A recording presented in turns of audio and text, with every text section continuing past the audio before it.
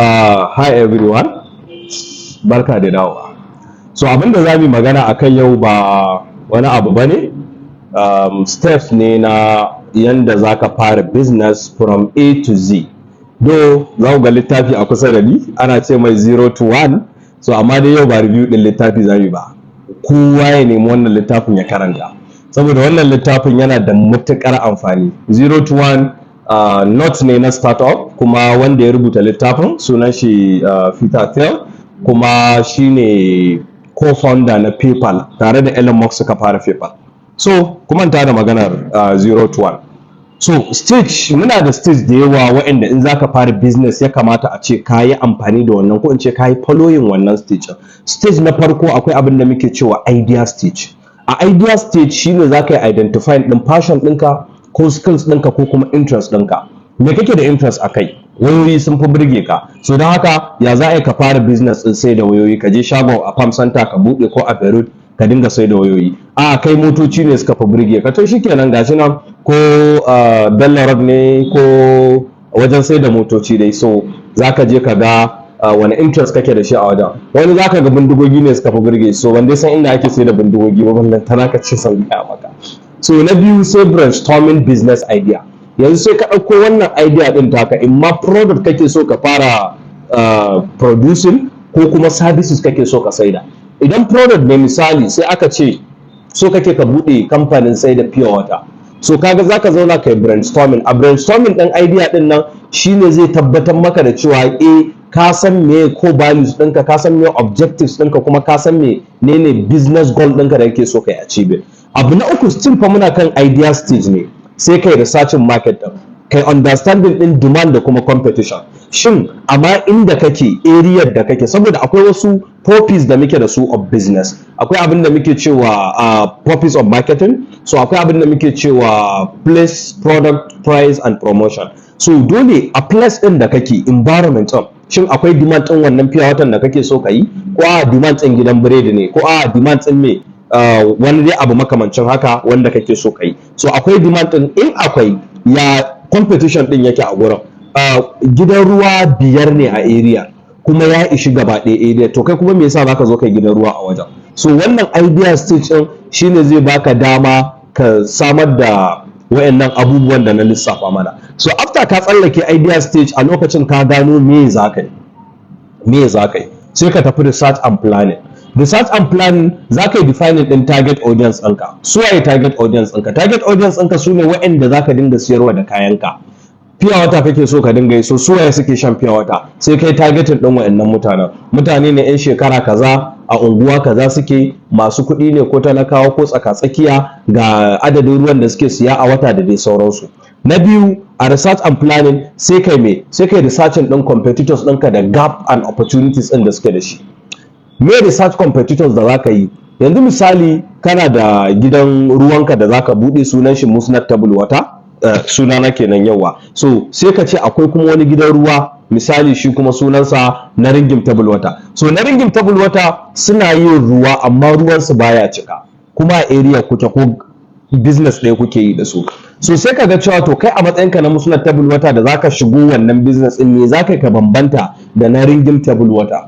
Sai ka je kai kokari ka yi ruwanka ya zama ya cika makil katoto wanda ya fi nasa yawa. So ka ga me, ka rufe wani gap, kuma ka samu wani opportunity da za ka yi beating ɗinsa out of the market. Na uku, sai kai creating ɗin business plan. A business plan ɗinka shine za ka yi outlining ɗin goals ɗinka, sannan za ka yi determining product ɗinka da services ɗinka, da target market ɗinka, da strategy ɗinka, da kuma financial projection ɗinka. Sai na uku shine muke cewa legal setup. Legal setup shi kuma za ka je ka buɗe kai registration ne na kamfaninka da CAC, Corporate Affairs Commission. Corporate Affairs Commission wani commission ne da gwamnatin Najeriya ta tanadar don a dinga legalizing din business. Bayan da za ka zo ka shiga kasuwanci kai tsaye ba tare da kayi wannan registration din ba.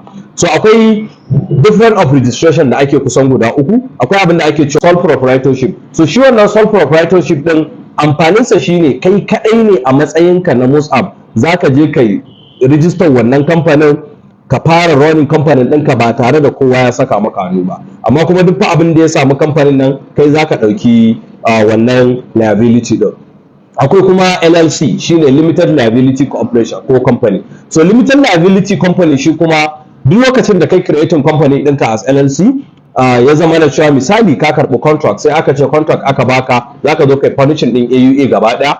So kafin ka fara wannan furnishing ɗin sai ya zama na kamfanin ka ya durkushe. So ba wanda zai je ya kamo ka a matsayin ka na musaf saboda kana da wannan kamfani na furnitures, sai dai a kai ka kotu a kama kamfanin ka, a zuwa auction ɗin kamfanin ka a biya masu kaya kuɗin su. So kai ba wanda zai kama ka saboda me doka ta kare ka, kamfani za a iya kamawa. Sai cooperation, shi kuma cooperation kaga it's a combine of company A and B sai su haɗu sai su cooperating sai su bada company guda ɗaya. So za ka registering wannan business ɗinka, duk wani license da ya kamata a ce ka holding ɗinsa don running ɗin business ɗinka ka yi holding ɗinsa, ka biya tax ɗinka kai kaza, sannan sai ka zo kuma ka buɗe bank account da sunan kamfaninka. So wannan bank account da aka buɗe da sunan kamfaninka zai separating ɗin personal bankin ka ne da kuma business bankin ka, saboda duk lokacin da mutum ya zo ya ce maka I want to do business with you, sai ka ɗau account ɗinka ka bashi na company, you will feel like yes you are more professional than wanda zai ɗau personal account ɗinka ya bashi.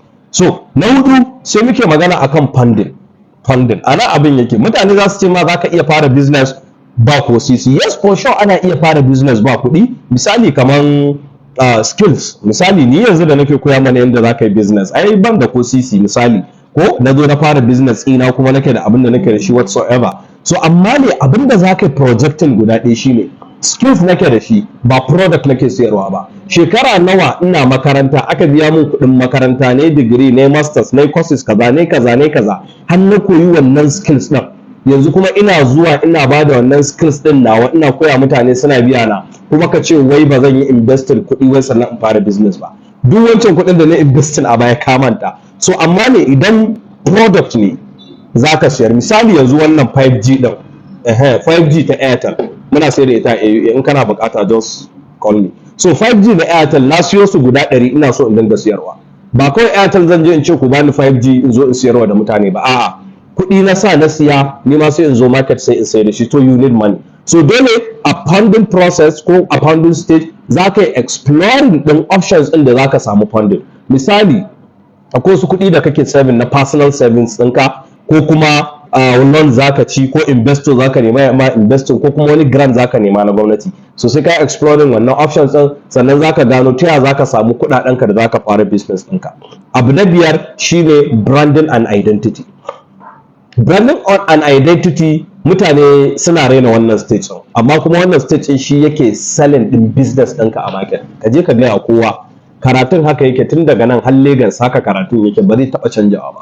Yau idan ka tashi daga Kano ka tafi Lagos kaga MTN, ba sai an rubuta MTN a jiki zaka gane MTN bane, amma kana ganin yellow pen ka san wannan MTN ne, ko ba haka ba? Yanzu idan kaga good haka ka san Nike ake nufi, kana ganin Adidas ka san Adidas. Yanzu in kaga wata F2 an dan gutsari gefanta ka san cewa ana maganar me Apple ne. So wannan shine the power of branding. So the color and the branding icon, maybe logo ne ko slogan ne ko wani abu makamancin haka. So wannan shine power of branding. So zama da cewa kai creating din consistent brand identity da kalar a cikin website ɗinka, a cikin social media ɗinka, ko kuma marketing materials ɗinka irin su flyers ɗin nan da ake tallako wani abu makamancin haka. So gaba ɗaya su sai kai creating wannan identity ɗin, sannan mutane in suka gani za su tuna ka. Na shida shine za ka yi developing product ɗinka ko services ɗinka. Idan product ne lokacin ka fara creating ɗinsu, an fara producing ɗin fiya wata. In services ne course kake creating, ko ebook za ka siyar, ko classes za ka yi, duk an yi, ko wani abu makamancin haka, duk za ka fara wayannan abubuwa. So stage na biyar shine build an online presence. Wannan stage ɗin yana ɗaya daga cikin stage ɗin da yake sa customers su zo wajenka. Za ka yi building online presence ɗinka, za ka yi building ɗin social media pages ɗinka, Facebook, TikTok, Instagram, Twitter da dai sauransu, including your website, wanda za ka yi amfani da abin da muke cewa search engine optimization. So in kai building online presence ɗinka, daga nan kuma sai ka tsallaka stage ɗin marketing. Marketing is the best, saboda a marketing shine zai ƙoƙari ka samu ka je ka tallata kayanka daga nan zuwa can ko wani abu makamancin haka. So last stage da za mu yi magana a kai shine launching. Sai ka zo ka tara mutane sai ka yi launching business ɗinka, amma ya zamana cewa kana dan zuwa occasions wanda suka danganta da product ɗinka ko services ɗinka ko wani abu makamancin haka, wanda zai baka dama ka creating awareness wa mutanen ka gafa abin da kake yi, ga irin services ɗin da kake siyarwa ko ga irin product ɗin da kake siyarwa a social media haka, a website ɗinka haka. So wayannan stage ɗin da na lissafa mana su ne stage ɗin da ya kamata mu bi duk lokacin da za mu yi creating business. Sannan a ƙarshe, kamar yadda na gaya mana, wannan littafin zan kawo mana review ɗin shi dan na karanta shi kamar sau 4 kenan wannan littafin, saboda yana da daɗi sosai da sosai. So I'll see you in next video. Bye bye.